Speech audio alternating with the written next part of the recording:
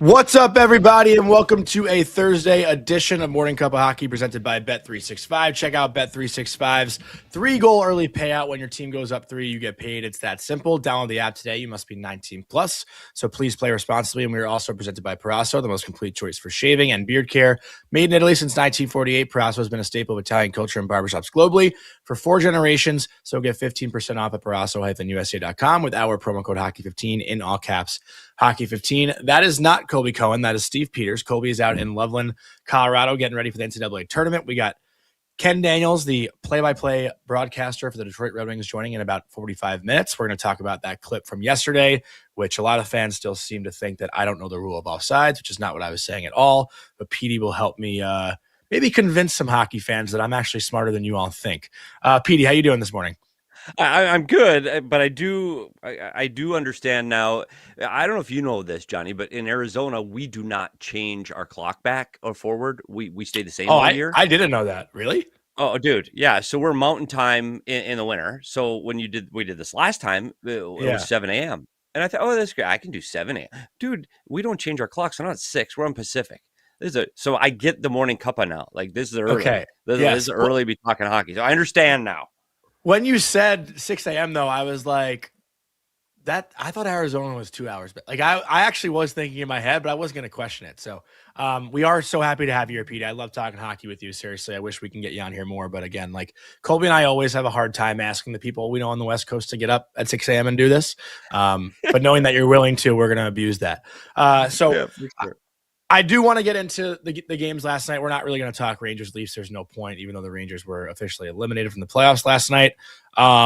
We do want to talk Buffalo and Boston a little bit because that's a huge win for the Boston Bruins. And then we'll get into maybe some Jack Adams candidates throughout the year because, it's been a conversation around TNT. It's a conversation now around fans because there's been so many teams that are playing really well and so many guys that are deserving of it. So we'll save that for a little bit. But your initial reaction or what you took away from Boston versus Buffalo last night, I'm curious what stood out the most to you. There's a lot of things in this game. I think it showed the resiliency of the Boston Bruins and the way the Boston Bruins are trying to sneak into this playoffs. And I think it showed the shortcomings of this great Buffalo Sabre team. And when I say that, but Buffalo's fun to watch. Like, they are going watching a bunch of guys playing shinny hockey on a Saturday afternoon up and down the ice. But when you're playing like that, you do limit some of your structure. And I think that was very apparent against the Boston Bruins last night. I don't know how many times you saw Ukko-Pekka Luukkonen have to bail out the Buffalo Sabres because they'd over back check. And that's how Pasternak scores. Or they chase the puck in the defensive goal. And that's how the game gets tied at 3. So I think this Buffalo Sabre team, even though they can score, I am concerned in a long playoff run on their ability to keep their opponents off the score sheet. One guy I wanted to bring up to you, which he's honestly, like, he gets talked about, but we don't have like this conversation. Like, everyone talks about development, right? How some guys should spend time in the AHL, some guys should go to college, all these things. Zach Benson was picked 13th overall in 2023, and he's been an NHLer all 3 years of his career. I don't think he's played a single game in the AHL. I'm going to double check that while I'm talking because I don't want to sound stupid, but I don't think he spent time in the AHL. And, we've seen consistency out of Zach Benson. He scores that beautiful goal last night to get the Buffalo Sabres going in the third period. But like, I don't know what the question necessarily is, but is Buffalo doing right by Zach Benson by having him play on the fourth line, by keeping him up? He's obviously a big part of that room. You hear Tage Thompson talk about him all the time and how much they love him. Like, what are your thoughts on how Buffalo's handled Zach Benson? Yeah, I think it's interesting. I think right now, I think he fits in, and I think it's okay on the fourth line because when you look at this fourth line with Benson, Carrick, and Malmstein, is that really their fourth line, or some nights is that their second line? And that's why Buffalo, I think, is so strong because they can roll these 4 lines, and all 4 lines can skate, and all 4 lines can move. And I think what that does for Zach Benson, I know he's not a prototypical fourth line player in the National Hockey League. He's not that guy that's going to go bully guys in the corner, but he does add the pace, the speed, the ability to get pucks to the net, and some skill that you normally don't see that low in the lineup. But that is exactly what the Buffalo Sabres are. You're right. I think maybe there is a tendency to get these high draft picks into the NHL as quick as you can. I think it's a fan expectation. And I think the pressure in Buffalo is different because of their playoff drought over the last 14 years. I think their expectations are dude, if we got a really good player, he's got to be here. He's got to be in Buffalo. We need as much help as we can get. So I do think you rush into things like a Zach Benson. What a year in the American League to start his career and blow it up. Yeah, I think that's the kind of player Zach Benson is. For him to go lead the American League in scoring would have been a positive for this Buffalo Sabre team, and maybe help him along where he's now at 11 goals his first season. Yeah, looking at his stats, and again, he's never played in the AHL, so we got confirmation on that. But looking at his stats, 11 goals, 19 assists rookie year. That's a great rookie year, 30 points in 71 games as an 18-year-old. Last year, 10 goals, 18 assists, 28 points in 75 games. This year, 10 goals, 25 assists, 35 points, career high in 55 games. So he's kind of elevating for the most part each year, consistent with the goal scoring, 11, 10, 10. Obviously some games left. And Beck Mallenstein's another one too. I don't know if you saw this online last night. There was like I don't know if it was real. It could have been one of those like AI things, like a billboard on like a building that said, "Keep Beck Mallenstein a secret." I thought that was hilarious. Like, Buffalo's heavy, right? They played the game heavy last night. Yeah. I think sometimes, even though they haven't lost many games, they do beat themselves, like you mentioned. But, I do think this team is, as resilient as it gets too. Yeah, and it starts for me. It always, especially when you get into playoff times, and this time of year, I think it really has to. The teams that are able to generate offense from their defense, I think, are those teams that are more likely to be able to put up numbers and do better in the playoffs. And one thing Buffalo has, when we talk about their depth in defense, it's guys that can move the puck, guys that get the puck up the ice quick, and that's why they're playing so fast. It's not just we talked about their speed on the ice, but it's their ability to move the puck up the ice quickly, but when you get into it, and you're right with Beck Mallenstein, when you get into it, and when these playoffs start, well, it's the best time of year for hockey fans, that first round of playoffs, but it's a different game. It is no more, hey, I'm going to do a behind the back pass and not get lit up between the blue lines. No, it's physical, it's hard, it's grinding, and I think a player like Beck Mallenstein who can play both sides of that, he's a fun guy to watch, and that's when you talk about a secret weapon. Yeah, really.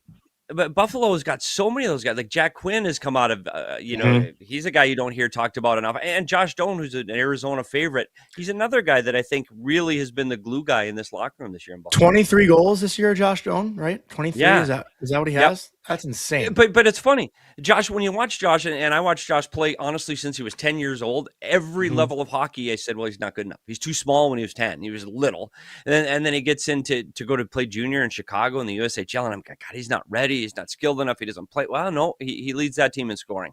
Well, then he goes to college. No, he can't play in college. He doesn't skate well enough. Not smart enough. But dude blew up ASU, and then said the same thing in the American League. I don't know if he's going to be a regular NHL player. The one thing about Josh Doan, he's broken through all those barriers, and he's become a very good hockey player. But he's one of those players that I encourage young players to watch away from the puck, because when he doesn't have the puck, that's when Josh Doan is at his best. When he back checks the correct way through the middle of the ice, and when he drives the net in the offensive zone, when he's third guy high above the opponent. It's the little details that allow Josh Doan to be a player that you can trust with a minute to go when you're up or if you're down. Let me ask you this question, and I'm blanking. The chat can help me out here. I don't remember what the exact trade was. I know Kesselring was involved in it as well, right? It was Kesselring JJ and Peterka for Peterka. Would you do that trade back if you're Buffalo? One of those would you want Peterka back? I'm saying no chance. Dude, no chance. I think Buffalo, and I'll tell you why. 100%. And it's funny because at the time, I really thought that the best player in the deal is going to be Michael Kesselring. He had a great season for Arizona the year before, moves the puck extremely well, gets up the ice quick. I think he's a really good offensive right-handed defenseman. An addition to this team he takes Connor Timmins out of the lineup. Unfortunately, he's really struggled with injuries right off the hop, and he was in training camp and he was hurt, and I think that really set his season back. So now the best player in the deal, JJ Peterka, has been really good in Utah. He's helped provide offense, and he's getting that team into the playoffs. They're thrilled with JJ Peterka. It's something they didn't have. Buffalo had that. They had small, skilled forwards that can get pucks in that. Josh Doan brings a little different element. He's a bigger guy. He can, like we said, he can kill penalties. He can be on the power play, and he can play 5-on-5. So I think Buffalo, the player that elevated them to where they are this year, I really believe Josh Doan's had a big part of this team making the playoff run they're on right now. Yeah, and Tuddy T, contributor in our chat, said I met Shane Doan. No surprise, great guy. Everyone, I mean, you're in Arizona, PD. Everyone Yeah. talks. I have not heard one negative comment about Shane Doan or Josh for that matter. To be honest, so you're around them a lot. Yeah. You know them pretty well. And I say this, it's funny because I saw when I was working for the Coyotes, it was right when Shane was about Josh's age right now. He's in and out of the lineup. He's actually being sent back and forth down to the minors. So I got to see the evolution of Shane Doan from that to being the all-time franchise leader in everything. His banner is still up at the practice rink here. They don't have a game rink, but the banner's still here. And what made him different and made him special is his ability, the good person part of it makes a difference because he carried that through the community, he carried it through the locker room, he carried it with the coaching staff. And Josh does the same thing because when you watch the Buffalo Sabres, and I think this is why they are where they are. We talked about shinny hockey. Look how much fun they're having. Like, man, they're smiling. They're happy. That inside that locker room, I've heard is like a junior locker room. Like, they're just ecstatic to go to the rink. It's fun to play. And I think having good people matters. And I think good people in a room make a difference. And I think Josh has been a really, really big glue guy in that Buffalo Sabre room. And they're not just like young, inexperienced guys anymore. These are like, well, I guess you could still say there is some inexperience, but it's an older, more mature group. Like these guys have now been around for 5-6 years playing on the same team in the same organization, and they're feeling that taste of success, and that's contagious. Whenever you're winning, it's contagious. Like that's just really how it goes. For sure. And so is losing. Because you've been on that side of it too. And that's where I think you look at teams now that are on that border in the Eastern Conference. There's teams going the wrong way. And once you get into that spiral, it's hard to get out. And on the other side, when you're winning, you just find a way. And I know they didn't win last night, and I know they weren't able to close the door against Boston, but they were able to get a point, and it keeps them surprisingly on top of the Atlantic Division. So here's the ultimate question, and here's where we'll put a bow on this conversation. This is Michael Kirkpatrick in our chat. Are the Sabres, built for the playoffs? I say yes. How could you say? How could you say no? How could you say no? Yeah, they are. And I think they're going to have to play different styles of hockey to be successful in this playoffs. They're going to have to be able, they can play run and gun. They can outscore you. They can go up and down the ice quick. I think when you get to the playoffs, things tighten up defensively. I think there's less room in the neutral zone, less room in front of the net. I think Buffalo Sabres have the players, and even Tage Thompson. We talked about Malenstein. You talked about Jason Zucker. There's guys that can get to the blue paint even when things tighten up. And I do think that's going to help them be able to play any style of hockey against any team, which you have to be able to adjust. And those adjustments are what make teams propel themselves through the playoffs. So I do think they are. I think goaltending, I know they've been good during the regular season, and I know you've been able to throw Lion or Ukko-Pekka-Luukkonen out there, and they've been fine. Oh, nice. Not a lot of experience. So I that is the one area that, hey, the bright lights, sometimes those goalies that haven't been to the playoffs can absolutely excel. Like UPL may be lights out and be, oh my gosh, he's Conn Smythe conversation, or man, this is tough. And this is where maybe I'm not quite ready. So I am a little worried about their ability in that, but he's played good enough to win. It's just different in the playoffs. I like that you did the Ukko-Pekka-Luukkonen with a little Finnish accent on it. Yeah. Shout out to Jukka Nieminen, the old massage guy at Arizona, for helping with my finish. I just wanted to read out a couple stats supporting the Buffalo Sabres. I think defensively, we can all agree they probably need to tighten up. They play in a lot of track meets, right? Like we kind of saw that a little bit last night. But here's where I think they'll be successful. A lot of people in our chat saying first round exit. I think they'll win the first round. I think they're going to get by whoever they play in the wild card. But PD, we were talking about this before. I love using Sport Logic. I'm lucky. One of my friends who works in the NHL has allowed me to use his account. I don't know how much it costs, but I use it pretty much every day. That's a lot, Johnny. And you're not buying it, Johnny. There's no daily couple budget. I'm lucky. But looking at some of these stats, these important stats, and I think playmaking and creating scoring chances at 5-on-5 is what you look for, I think, when you want to talk about teams that'll be fine in the playoffs. So off the rush at 5-on-5, the Buffalo Sabres have the 4th most goals in the NHL. Off the cycle at 5-on-5 in the NHL, the Buffalo Sabres have the 4th most goals in the NHL. On the forecheck at 5-on-5, or off the forecheck at 5-on-5, the Buffalo Sabres have the most goals in the NHL. And in O-zone play, the Buffalo Sabres at 5-on-5 have the third most goals in the NHL. So they are in the top 5 category in pretty much every single thing there is at 5-on-5 when it comes to creating goals. So that goes to show me they're going to be just fine playing playoff hockey when it comes to offense. Goaltending defensively, that's going to have to tighten up. But I'm not worried that the goals will suddenly stop come playoff time. Yeah, I agree. The way you mentioned that too, with all those different stats, it kind of highlighted their ability to play different ways, and I do think that is going to be important when you get inside the playoffs. The one thing I do still get concerned about, and you mentioned it right off the top, is the Buffalo Sabres playing that first wild card. I still love the Tampa Bay Lightning. I still have them winning the Eastern Conference. They've got 2 games in hand on Buffalo. They got a tougher schedule. Buffalo plays 4 more playoff teams, and one of those teams is the Tampa Bay Lightning, head-to-head on April 6th, and I think that game, honestly, could decide who wins the Atlantic. If they don't win the Atlantic, they're starting off with the Montreal Canadiens. Maybe. That's the problem with the Eastern Conference. We can't. I don't know. Maybe they're starting off with Montreal. I like them against the Montreal Canadiens, but the problem with trying to, and it goes back to my old life as a video guy. 9 games to go, 10 games to go for some teams. Who are you going to play? You know how long it takes to do playoff prep? Like, it's a long time. You got a lot of work to do. And if you're the Buffalo Sabres, what are you prepping for 6 teams right now? That's insanity. I don't know how these Eastern Conference teams are getting ready for the playoffs. I think they'll have 3-4 days in between the end of the season and the start of the playoffs. Yeah, but you better be when that game 82 buzzer goes, you better have that stuff ready to give your coaches and go, okay, here's what we we got. Like it's a lot of work for those video guys, huh? Yeah, and 90% of it's going in the garbage because we're not playing Montreal now. We're going to be playing Pittsburgh. Okay, well, so let's lead this into the the Jack Adams conversation. Because right now I think Lindy Ruff is minus 270. He's the favorite. And after the stats I just read, hard to deny that he's deserving of it. Obviously, a huge jump from where they were in the standings over the previous years to where they are right now.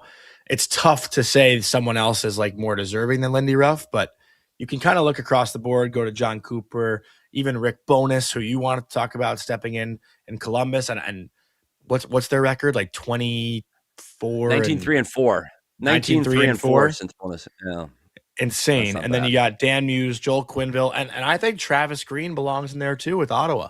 I know it's been a little bit slower, but Ottawa is playing a pretty complete hockey game right now as well. But where are you leaning as far as the Jack Adams Award goes? Yeah, I think you named all the big names, and I think you've got the winner in there. I think Lindy Ruff wins. I think Lindy Ruff takes the team. But here's the problems. I think Jack Adams is one of those flawed awards, and Lindy Ruff coached the same team a year ago, same coach, same systems. They didn't do anything different. All of a sudden, they stink, and all of a sudden, they're great. Lindy Ruff was still the coach. Did he just learn to coach over the summer? Did he go to a coaching clinic and now I figured it out? But they're going to end up, they're projected for 109 points. That's insane. Last year they finished with 79. A 30-point increase over one season is absolutely ridiculous. And I know that's one of the things we look at when we look at this award. And Joel Quenneville doing the same thing. You look at 70 points to 84 points where they are right now. That's a big jump. And Dan Muse to me is a team that I thought was going to miss the playoffs. I'll be honest. In my preseason picks, I had Pittsburgh out. And Dan Muse, a different voice, maybe not quite as aggressive offensively as Mike Sullivan. They defended better. They're better through the blue lines. And I think that helped make players like Karlsson better. I think that's why Karlsson's having the season he's having because of the coaching. And I think it's those are your 3. And I think Rick Bowness should be. I don't know how you go from last to battling for second in your division in 24 games and not be included in the conversation. Unfortunately, I don't think he will be. I think they are going to look at the big picture, but I think it's Lindy Ruff's award this season. It's tough for me.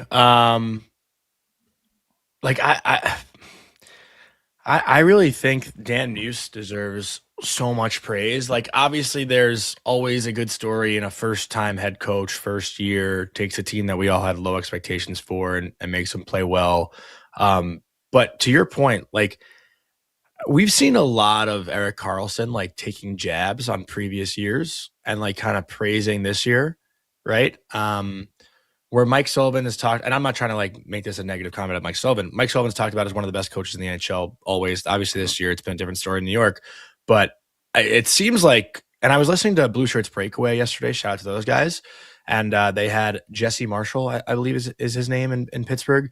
And he was saying like how much these guys truly love Dan Muse, like, and how great of a player's coach he is, how competitive he is, how high intense their practices are, and Pittsburgh to be where they are. Pittsburgh might end up getting home ice still in the first round, which is crazy. They're 1 point back of Columbus. So Dan used to be doing it all year the way he's been doing it. I don't know. I think that deserves a lot of love. But we were joking before, Petey, like, I feel like every year we come up with every reason just to not give it to Jon Cooper when he's been like one of the best coaches in the league for over a decade. Yeah, and that's what there's so much when it comes to Jack Adams that I just don't understand. First of all, there's so many of these guys. If you go over the last 10 years, there's only 2 coaches that have won the Coach of the Year award that are still coaching their team.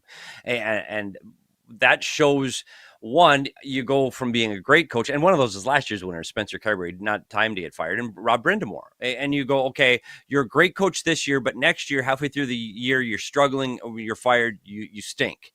What? Like, how do you, I always wondered how now all of a sudden you're like Rick Tocchet. Rick Tocchet wins in Vancouver in 2024.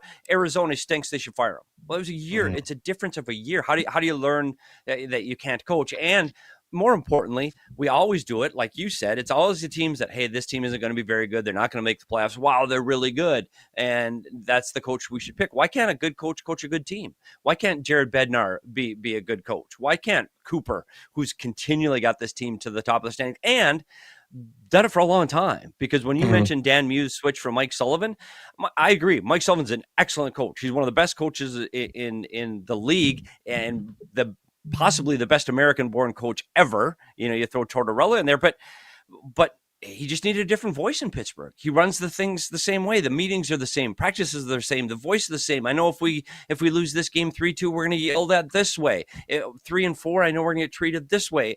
And it gets monotonous. You miss the message. You lose the voice of the head coach. And I think that's where a fresh voice, a different voice, we say they need to hear a new voice. And that's what we mean, because Dan Muse is treating those players much differently than Mike Sullivan. It's not. We talk about fun at the rink, and I think that's important now. I don't think that was important in 2010. 2020, 24, 25, 26, man, you better make it fun at the rink. You better make us all happy. You better pat me on the back. You better give me my participation award. And I think those are the coaches that have the most success now. Well, what about this comment too? Sensual healing. And I think I mentioned Travis Green as an honorable mention when I first started naming coaches. Said, considering how the Sens went from one of the worst defensive teams to top 2 is crazy. And I agree. Like, the Sens were here in New York earlier this week, and you know, a big conversation was how they've done such a good job at limiting high danger chances, and they go out and the Rangers get 9 shots on goal. You know, so and again, I know the Rangers stink, but that still says something. It's not an easy task to limit your opponent to 9 shots. And you know, a big thing for Ottawa that they've really improved on too is their forecheck. Like, I was talking about some of those stats with Buffalo. Ottawa is right there in all those conversations. On the cycle, they have the second most goals in the NHL, and on the forecheck, they're tied for second most goals in the NHL. And in ozone play, they are second. So they're ahead of Buffalo in those categories too. Travis Green, like, just because he was there last year, he's there this year, but he makes those in-season adjustments to make their team that much better. I think he belongs in that conversation as well. You know, he should. And I don't know if you saw, I know you did, because you watch everything on the interweb. I try. Interweb. You see everything. Yeah. Unfortunately, I'm 58, so I don't see everything on your net. But if you saw the pregame speech that Travis Green gave earlier in this season, where he's like, hey, put out the noise, put out the media, put out the negativity. Let's just go out and have fun, and let's go win. And that started the streak. It really did. And I think, I do think that he has done an exceptional job there, because he is that mix. Travis Green knows his X's and O's. Travis Green can be tough. Make no mistake, Travis Green can be a very tough coach behind the bench and on the ice. But he's also understands what it's like to be in that room. He's been in that room. He's been that glue guy player. And I think that if I'm one of you guys. We're all doing this together. Yeah. I'm not me and you. It's us doing this together. Let's go us against the world. And I think that approach has really helped propel this Ottawa Senators team to play the hockey they were playing in last year's playoffs. I mean, I think that's what we're seeing in the Ottawa Senator team since the Olympic break. We're seeing them playing like they did in the playoffs. They're playing more physical than they did. They're tough to play against. They're tough to break out against. And this is a team that, when we talk about built for the playoffs, this is a team now with experience. This is a team that can play fast. This is a team that can play hard. And if Allmark can play the way he's playing lately, this is a sneaky good hockey team. So J-Rock in our chat just wrote, Jack Adams Award is just the quote unquote underdog at the beginning of the year award. True or false? He's not wrong. Or the guy that has the best goalie. Because you go back and I used to have the stat on the goalie that finishes second in the Vezina ends up having the Jack Adams winner. It was a ridiculous amount of time. Mm-hmm. They don't give it to so you have a good goalie, you got a good coach. And I think that there is some truth to that. But you're right. If we're going to stink and we end up being pretty good, Rick Tocchet a month ago in Philadelphia, they were ready to kick him out the door because they weren't playing Michkov enough. They were low in the standings. They're 5 points out with a game in hand. Like if they're playing meaningful games at this time, and now all of a sudden he can coach. So you're right. It's when we think we're going to stink and you end up being better than that. And that's where Buffalo is. But isn't Buffalo, haven't we been talking Buffalo, Detroit, and Ottawa for the last 4 or 5 years? Yeah. It's been that like Bermuda Triangle. Yeah. It's, these three are finally there. But they're finally there. Well, now they're there.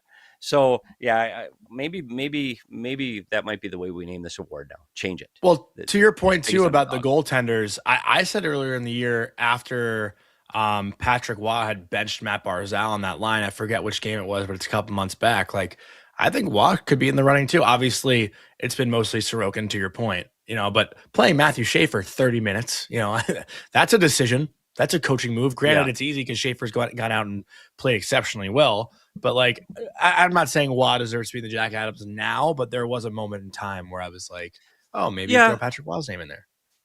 It's funny because when you talk about Sorokin out there, let's throw out Schaefer. There's one coach in the league, and it's not even the coach as a person. It's a coaching job in the league that I think you and I could solve the offensive problems, and that's Edmonton.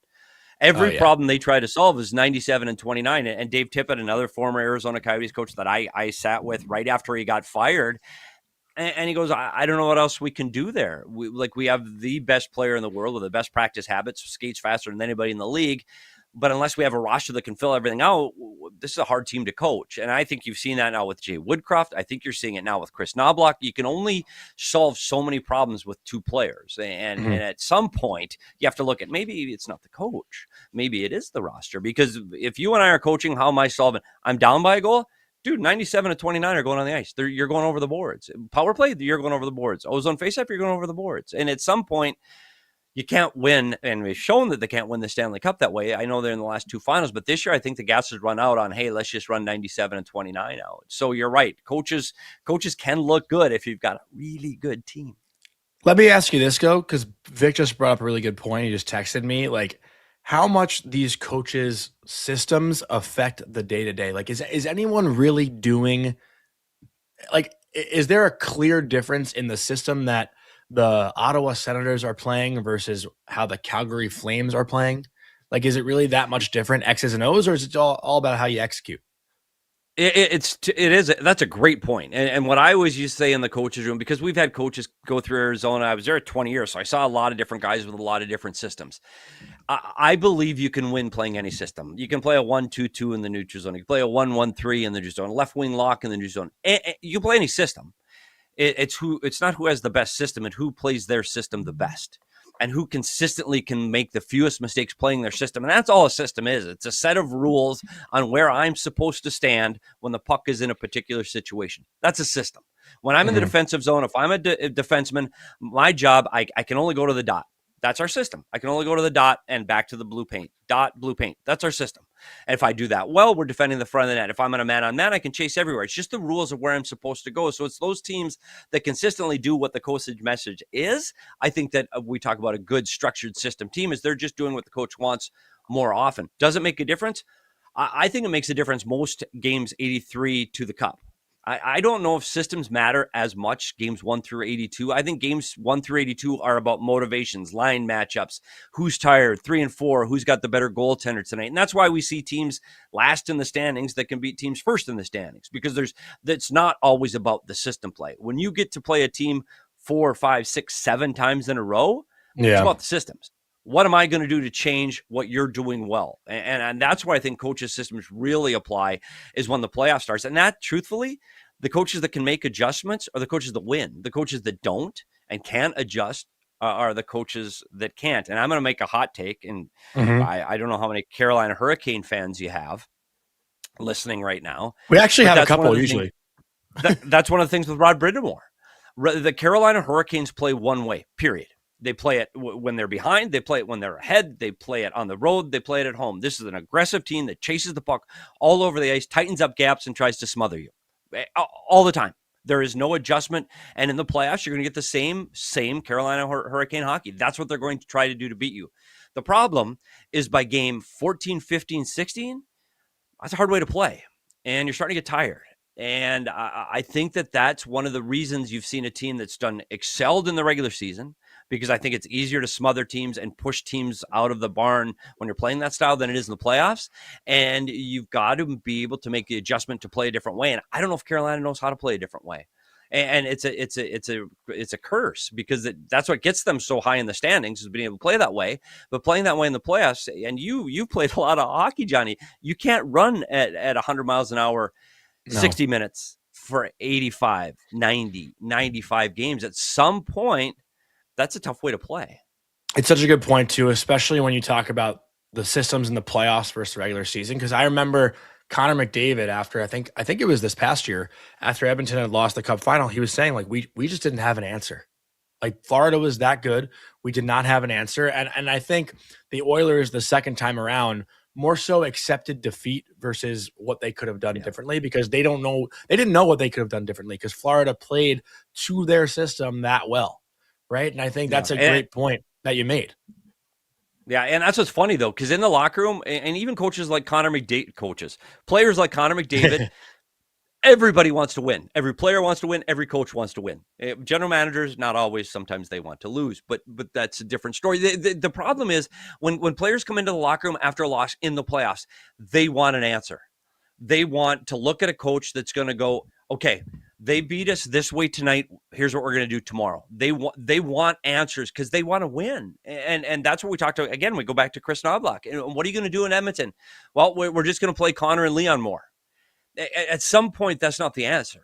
At some point, okay, how are we going to beat this smothering defense of this Florida Panthers? How are we going to get between the blue paints? Forsling is an Ekbladder sticking it down our throats between the red line and the blue line. What are we going to do? How are we going to get past that? Well, we're going to try this. And I always believed, too, in coaches' meetings, sometimes it doesn't always need to be the answer. Sometimes it just needs to sound like the answer. Meaning, you give your team, okay, we're doing this tonight. We're going to change this. Our third forward in the zone, you're going to stick like glue to their highest forward, and you're just going to stay there. And even if it's not the answer, the 20 players on the bench now have something to focus on. They have an idea, a thought that, hey, we're doing something different. It excites them. It makes them play a little bit different. And that little change, even though systematically it might not have been the change, it's something the players can hang on to. Here's one thing we're going to do in the game tonight that I know we're going to do well. We're going to stay above their third forward, and we're going to defend that guy really well. And we're going to gravitate towards that.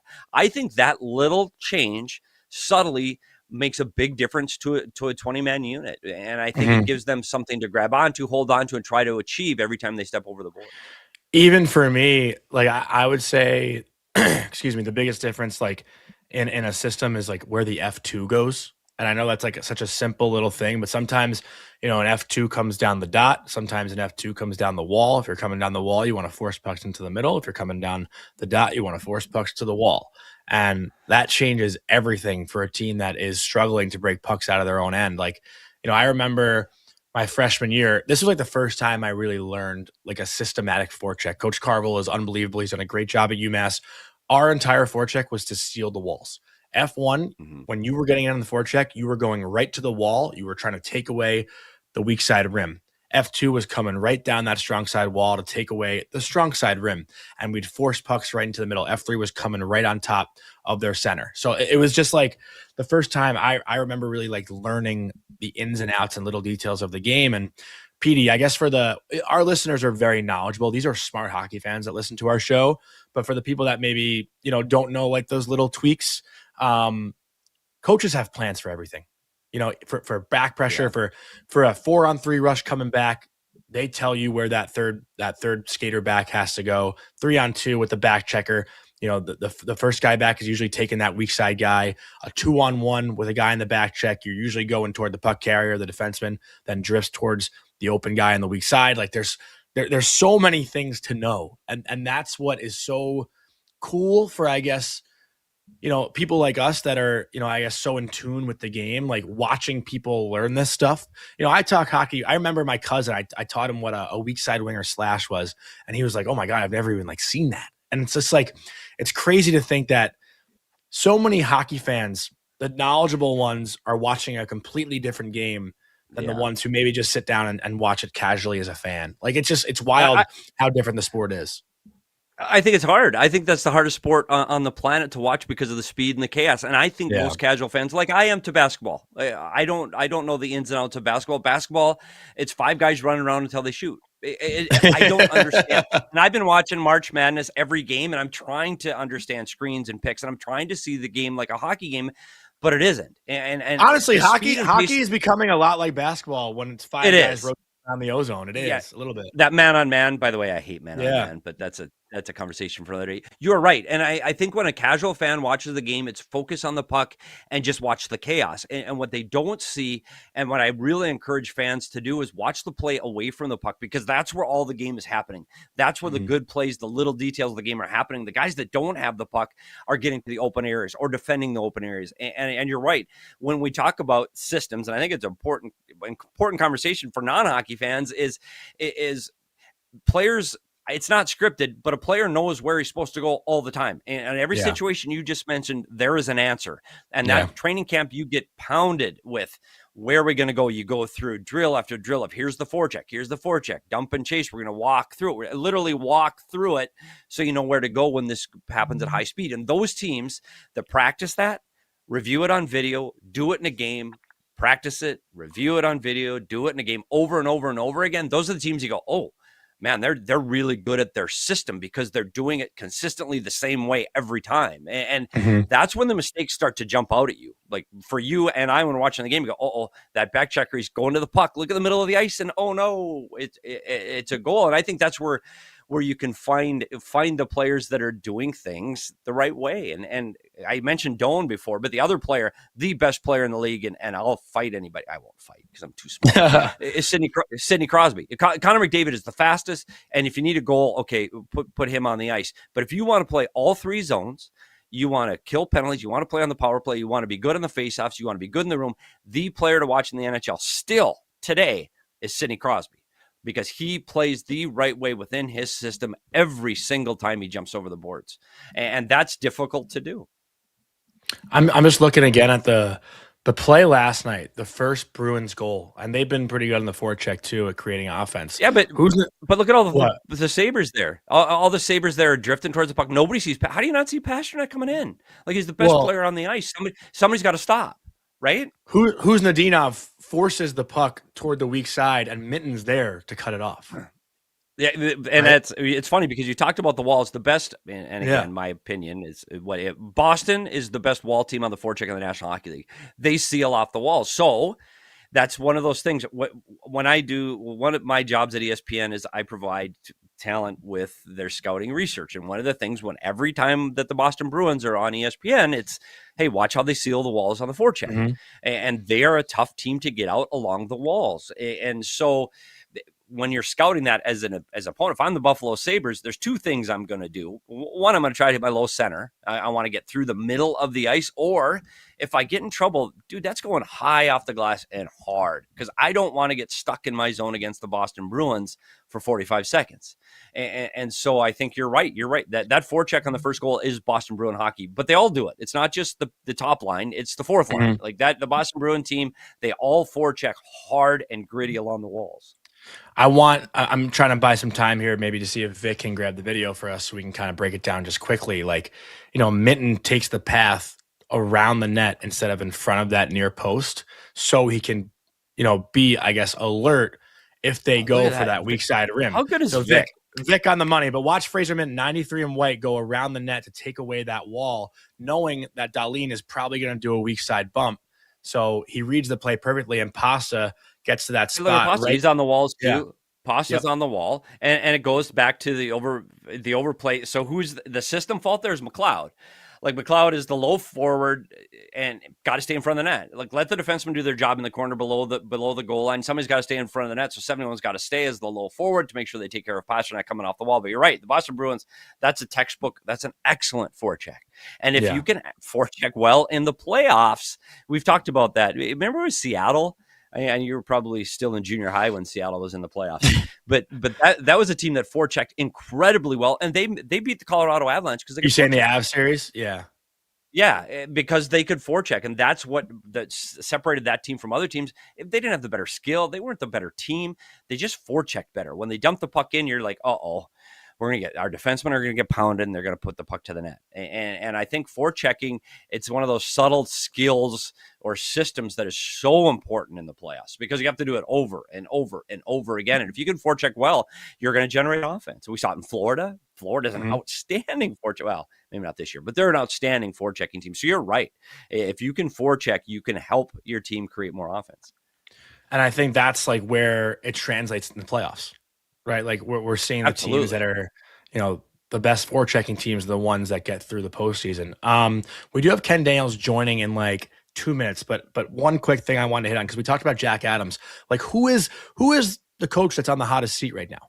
Like, I did want to ask you about that, and I know we don't like going for guys' jobs, but I'm just curious, like, because there are a few options. I mean, you think about Berube, you think about Sheldon Keefe. Even Bruce like Vegas has been kind of bad this year. Vegas is almost out of a playoff spot right now. So I don't know what's going on with Bruce Cassidy. Like, where are you thinking as far as coaches on the hot seat before we get to Ken Daniels? Yeah, and again, it goes back to the same thing we said about the Jack Adams. You're not going to be good, and you're a Jack Adams. But if you are supposed to be good and you're not, we're going to fire the coach. And I think you're right. I think two guys that are in really big trouble here, and I don't think Craig Berube survives. I think Toronto's a team that has to make changes, and I think you're going to make a lot of changes in Toronto. I think it's going to be in management. I think it's going to be on the coaching staff. I think Toronto's going to go through a major change. I think Sheldon Keefe's a guy, too, that they expect to make the playoffs last year. They got an excuse because of the injuries, and Jack Hughes goes down late in the year. I believe he's in trouble, but there's so many guys that are on that bubble. Like you look at teams like Detroit, Edmonton, Chris Knobloch, is he in trouble? Like this is a team that's back-to-back Stanley Cups. Connor McDavid's commenting on his coach. Is he in trouble? Wait, I talked about Tocchet a month ago was in trouble, and now is he not?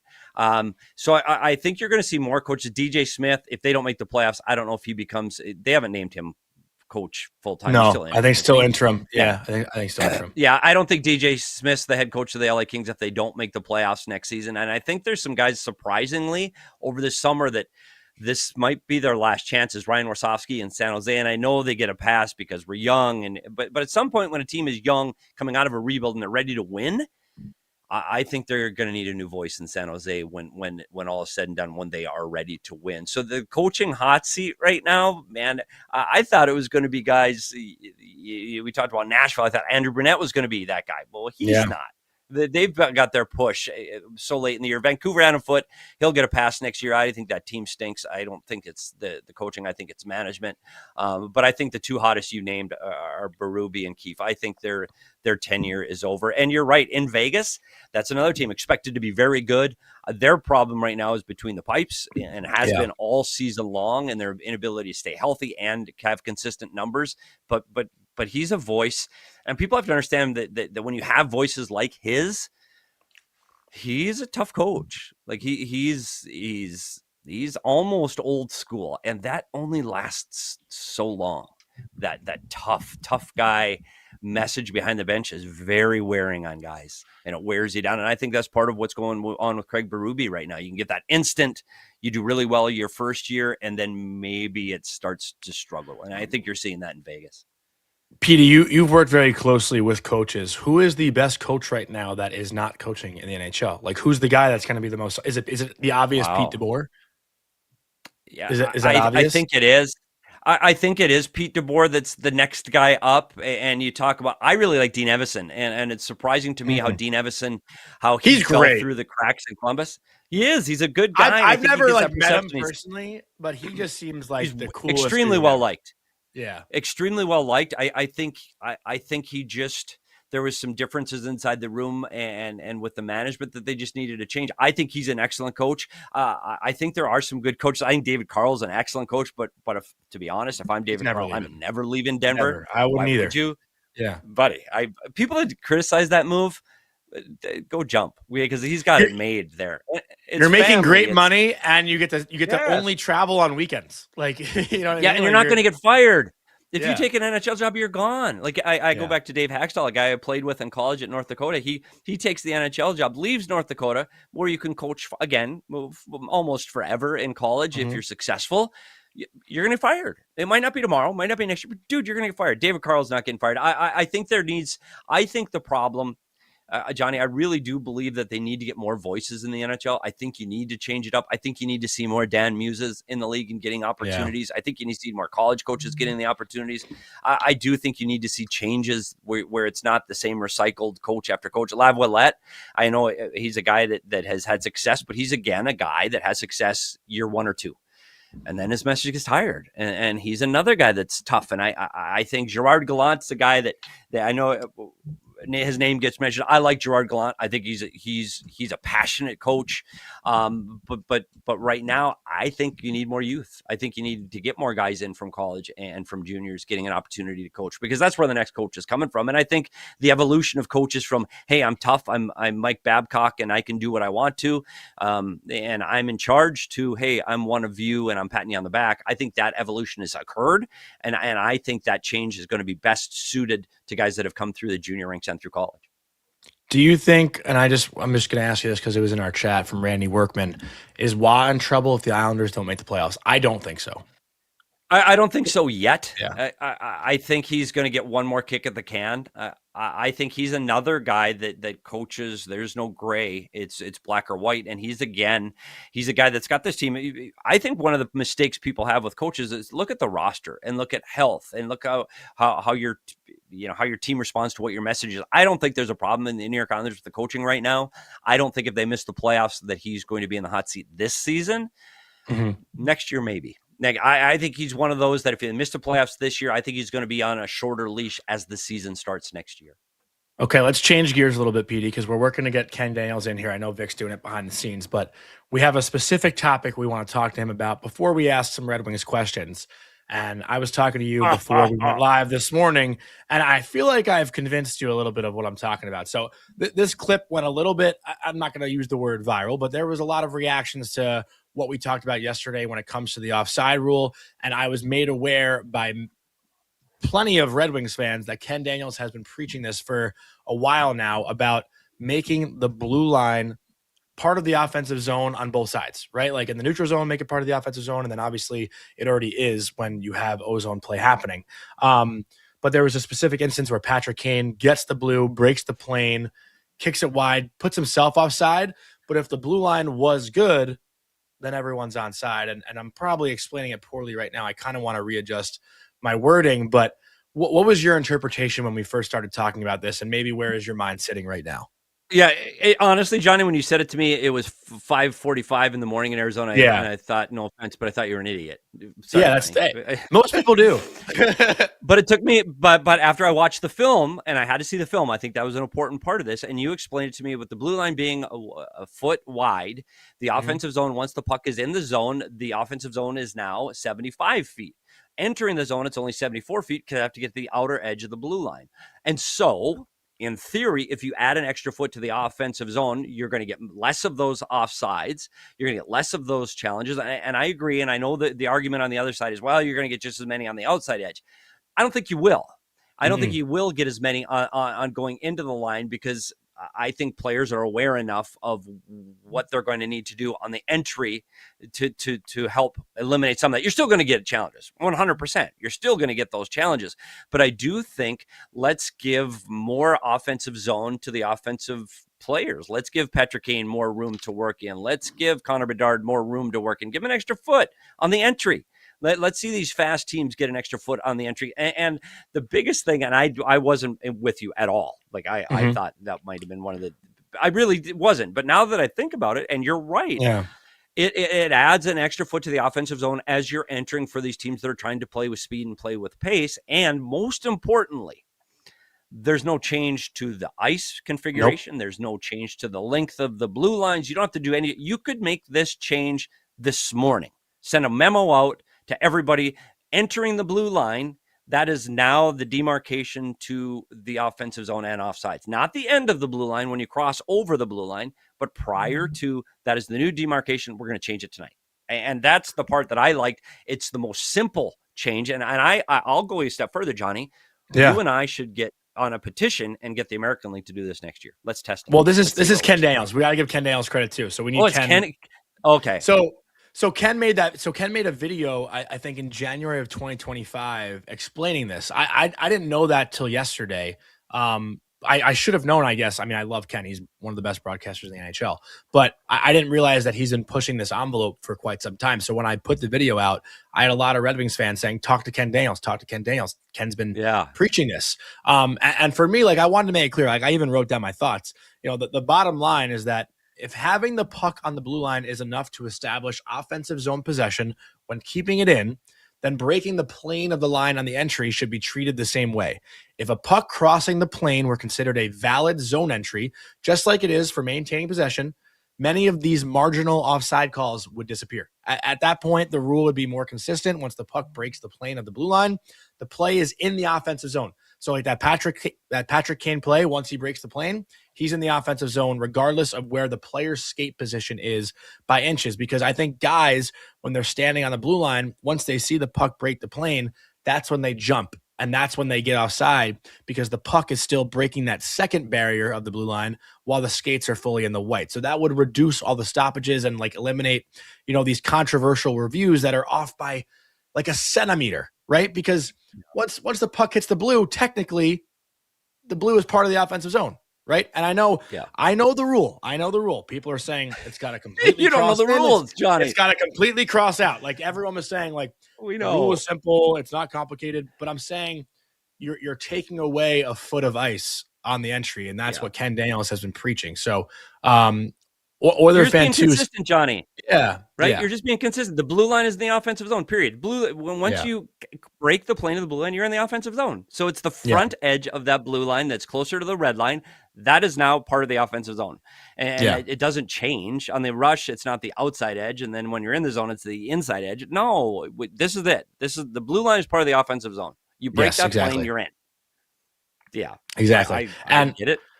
J-Rock said, does it change for holding the puck in the zone on defense or keep that as it is? I think I'm understanding. And I think that's where it's the same, but I think people need to clarify and understand what that means, though, is that's the way the rule is now. The blue line, once you're across the blue line and you're in the offensive zone, to change that, to come out to the neutral zone, the puck has to completely clear the edge closest to the red line. That's how you get out of the zone. Now, you're just saying, well, it's the same thing going in the zone. It's the edge of the blue line that's facing the red line, not facing the goaltender. So I don't think it changes on the way out, but it absolutely changes on the way in, and it adds a foot to the offensive zone. So I think we had technical difficulties with Ken, but I think it's working now, and I want to bring him into this conversation. But before I do, just want to give a quick word from our sponsor, JP Weisers. No matter where your team sits this season, watching the game with your crew makes everything better. The wins feel bigger and the rivalries hit harder. As the official whiskey of the NHL, JP Weisers is all about those moments that matter from October through June, the rituals, the midweek matchups, and the regional rivalries that bring friends together, because when you get the crew together for game night, that's a W. This season, fans can look forward to limited edition products and plenty more from JP Weisers. So to stay up to date, visit jpweisers.com and subscribe to the JP Weisers newsletter for the latest unlimited edition drops, products, and more. You must be legal drinking age. Please enjoy responsibly. With that, let's bring on recurring guest, friend of the show, genius of adjusting the blue line, Ken Daniels. Ken, I got to apologize. When I said that yesterday, I had no idea that you've been preaching this and pushing this for a while now. So credit to you, snaps to you, because I think this could totally change the game in a simple, small tweak for the better. You're the one. We've had it tried. I've been on this now for 4 years. I remember sitting in the media room with Ken Holland, then general manager of the Edmonton Oilers, and he said, that's a good idea. That's a good idea. I'll bring it to committee. And he did. He was told by those higher ups within the league that so many leagues behind us follow us it's so much to change. And I'm thinking, well, I don't know if they're doing video reviews for Pee Wee hockey, but I'm sure the linesman will adapt where the puck comes in over the line. So that essay that you put out, which I did well over a year ago now, and we ran it on our broadcast, I did get a call from the league about it. And they saw some points in it, but they also felt that the linesman positioning would have to change. So then I went over the course of the last year and a half, not to a ton of linesmen, maybe spoke to 5 and 10, and they said, that doesn't matter. We can change that to see the outside, not a big deal. And so can all those coming up and learning. They can all figure it out. But then the thing that really struck me, which we argued about kindly, because I have an affinity for refs. I was refereeing when Jeff Petrie was playing at Orchard Lake St. Mary's back in 2005. Yeah. So I've been a long-time official, so I get how hard it is. But what they said to me was that the players would cheat even more, meaning jump the line even more. Then I asked a lot of players about it. They said, we don't think that way. You're looking, they'll learn, they'll adapt. My point of this whole thing is, as you guys know, is 2 4-letter words. Buzzkill. In the building. Keep it alive. I could have one of my rare great calls. They're not all good, but maybe I get one, and then it's gone. And the players feel the same way. And this has nothing to do, as you showed, Johnny, about Patrick Kane's goal or being a homer the other night. We saw it just every time I see it. And when we did that essay that you so graciously put out once again to bring it back to life, my producer and I, Brian Henry, we looked at 25 video reviews under this rule. 21 of them wouldn't even have gone to review because it would have been onside. That's the point. It wouldn't even have slowed the game down. There were some that were close, and there will still be some that were close. But it'll change. You toggling of the tape and going and waiting won't happen as much. Yeah, Ken, I got to say this. I know we haven't met before. I was the video guy in Arizona for over 20 years. So a couple things. First of all, the Arizona Coyotes were fortunate enough to play in the playoffs a few times against a Detroit Red Wing team with Datsuk and Zetterberg. It did not go well for the Coyotes, so I don't love the logo. Sorry. But as a video guy, I do appreciate your stance on this because I think right now having the game being decided by, and no offense to video guys, because I was one, don't put it in our hands, man. Don't stop the game for 3 to 5 minutes for us. Like, let's keep playing hockey. Let's make the offensive zone bigger. Let's give the offensive players more room to work with. So I think this is brilliant. I'm on your side. If you need the video guy union behind you, I'm all on board, and I'll get the email sent today. But I do want to switch gears. This is the Detroit Red Wing team that we've talked about year after year as being in that group with the Buffalo Sabres and the Ottawa Senators. They're through the rebuilds. They're part of the Yzer plan. This team is ready to start winning. What happens if this team doesn't make the playoffs this season? Well, that's a loaded question. What happens from the fan base is there's going to be even more angst than there is because this was a season when, the end of January, and they were tied January 24th, I think, for atop the Eastern Conference. So certainly there was hope. And then everybody at that time were saying March hasn't arrived yet. And although Todd McClellan will say, forget March, and he's right about that, 2/3 of March, the players are gone from a couple of years ago into the great comeback and then lost in the tiebreak when Washington scored in the empty net. And then last season, too, there's a third of the roster that's been changed over. Will there be more changeover? I'm sure there will be if the Red Wings don't get in. So there is pressure for sure. As for changes up above, I mean, who knows? I don't know what's going to happen there. This team's done a great job of drafting, that's for sure. I don't believe it's as deep as probably they'd like it to be, and that you could see happen with Dylan Larkin, who also went down in March a couple of years back too with an injury. So that certainly hurt the cause. Missing Dylan Larkin for 7 games hurts. And there was the blowing game, in Florida. You're up 3-2 with 91 seconds left and you lose a game just on mistakes. That's inexcusable. But there is a lot of youth on that team and mistakes happen. But it's good youth going forward. But missing the playoffs again won't sit well. What is the Red Wings in March thing I keep hearing about? Like, someone wrote it in our chat yesterday. Is March just like the most detrimental month for them or something? I could have it for you here. They are the last 5 seasons in March, as much as I hate to say, and they're 4-5-2 this year. Only a -1 goal differential, let me say, because 5 seasons ago in March they were -29, but a different group. Geez. and out of COVID times. But in March, the last 5 seasons, 1941-8. Yeah, that's not good. Yeah. Outscored 251 to 172. But you know what? That's where I always say, guys say we haven't won in this building or that building, and then 5 years ago and haven't won since. They're different players every year. Yeah. I don't think the players are thinking about March. Todd McCullens tried to get them out of that. This is March for this team. Forget the past. And you do. And you don't overcome it until you overcome it. Right? So maybe this is the year to overcome it. You haven't won a cup till you win a cup. Yeah, I think you're right, but I do think it's probably more evident to the fan base because they've read it, they've seen the articles. They don't. Oh, here we go again. Yeah. It's another March. I don't think it's probably that way in the room. I think the biggest thing you've already mentioned in inside the room and on the ice is Dylan Larkin. And his evolution, to say evolution is not really fair because he's been Dylan Larkin his entire career. But I think the Olympics and the way he helped lead that group, I don't care if he's got a letter and a sweater or not, leading that group through that war. And now to see what he's been doing in Detroit, do you think that his injury was a bigger factor than being March for the Detroit Red Wings? Oh, there's no doubt about it was. Yeah, Dylan drives this team. And I didn't know how much of a leader, like I know Patrick Kane will speak up in the room, and now you got David Perron, so the room got a whole lot noisier, and when he was here before. But I didn't realize how much of a voice Dylan Larkin was until you hear the likes of Jack Hughes talk about him, and Brady Tkachuk, and Matthew Tkachuk, and Tage Thompson, whom he was a line mate with in Milan, and they'll meet each other in Buffalo, and what a big game this is tomorrow night. So I didn't realize how much of a presence Dylan was in the room, because I'd asked the guys in the past, yeah, Dylan speaks when he needs to, but amongst the group that he was with, to still have that voice and be that respected, to me, that says a lot about Dylan Larkin. Tomorrow night, you mentioned it, Red Wings at Buffalo. Pretty much, every game here on out has to be Game 7 for Detroit. I feel like this is where you shine as well, Ken, right? Like I remember, was it the Lucas Raymond game last year, or was that 2 years ago where Raymond tied it, won at an OT? Was that 2 years ago? 2 years ago, but that was against Montreal.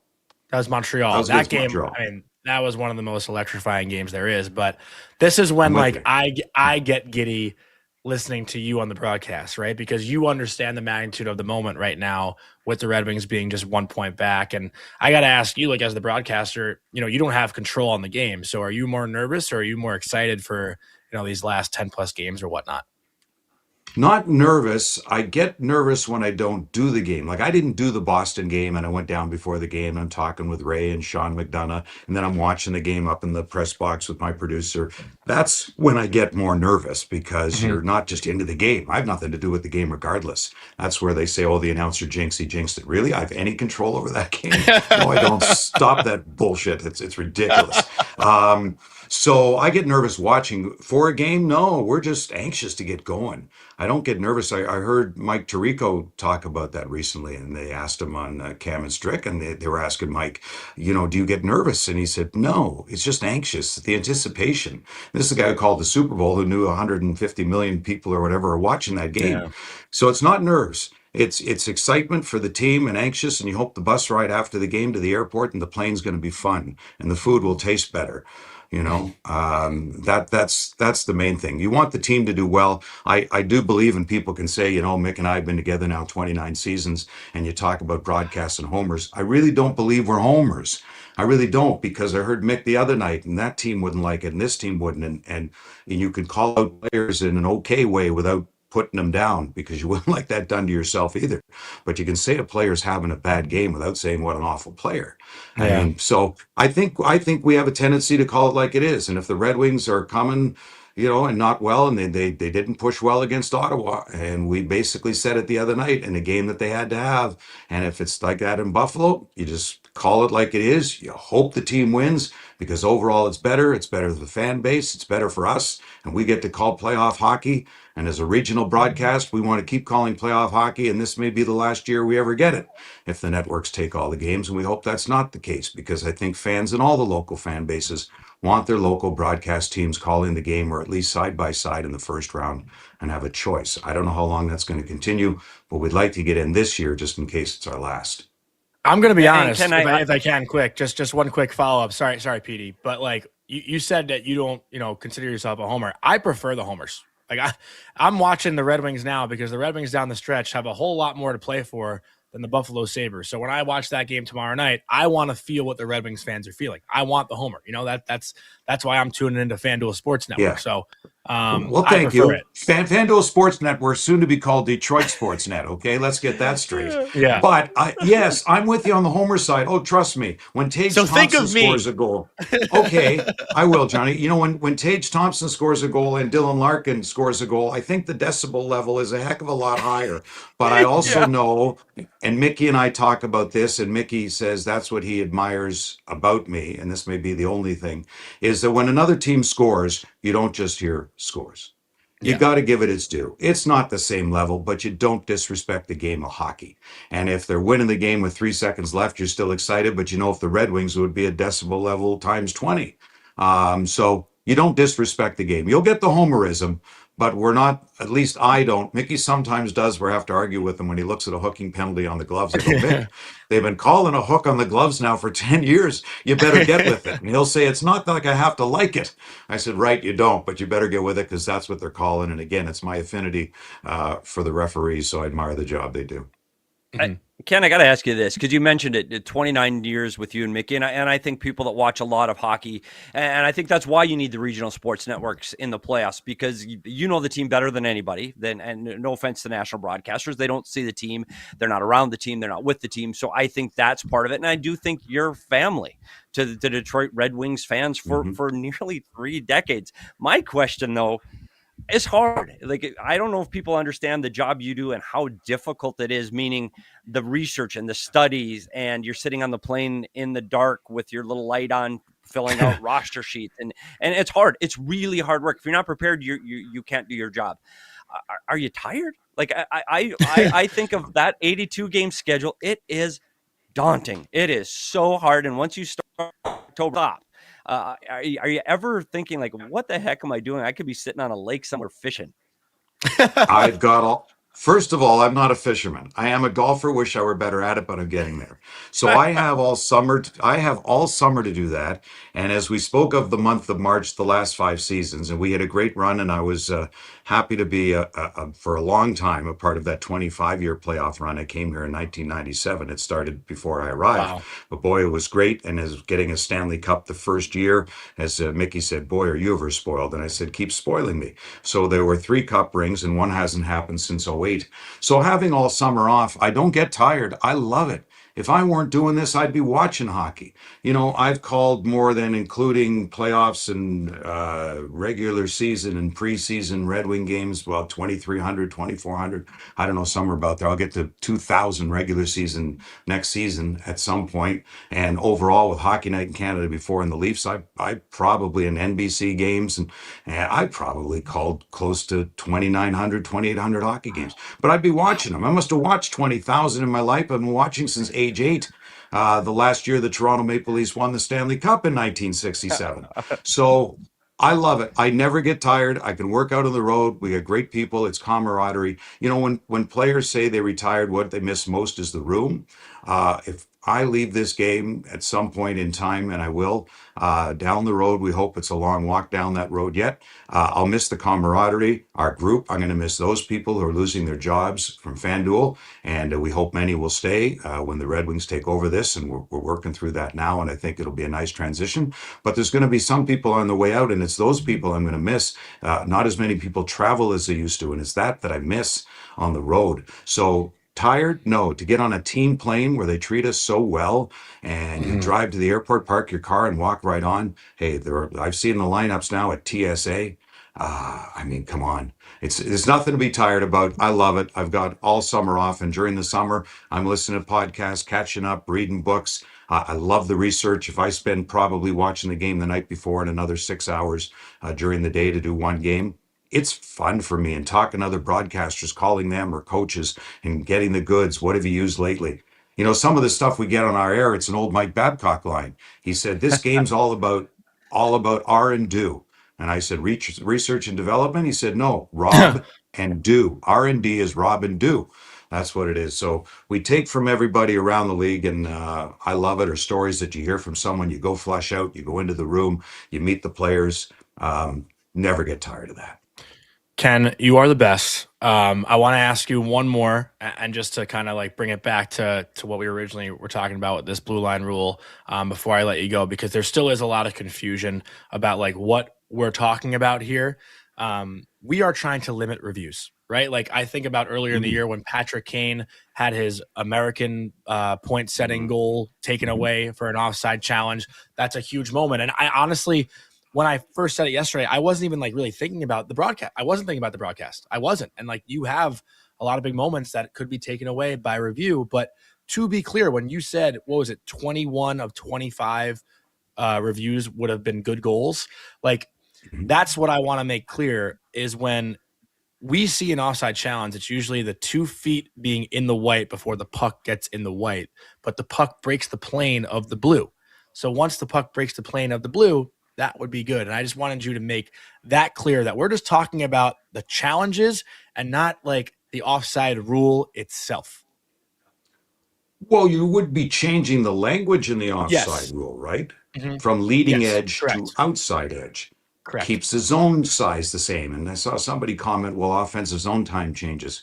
Who gives a crap? Yeah. Offensive zone time.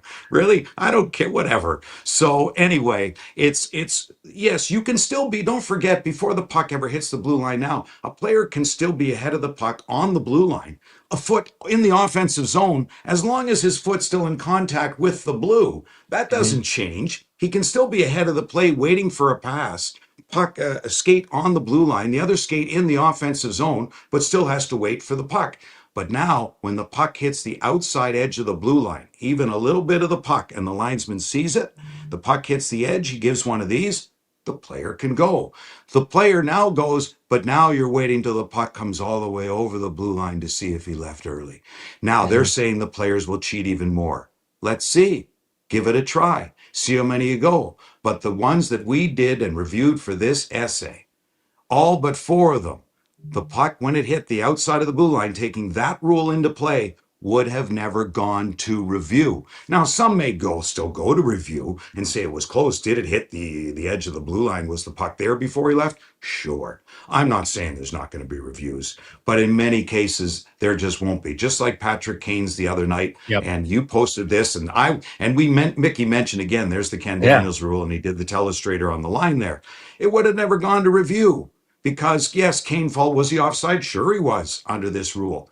But the puck hit the edge, the outside edge, while his skate was still in contact with the line. Then he was in the zone. Then the puck came over. Now you're toggling to see where was his skate where the puck came over by that.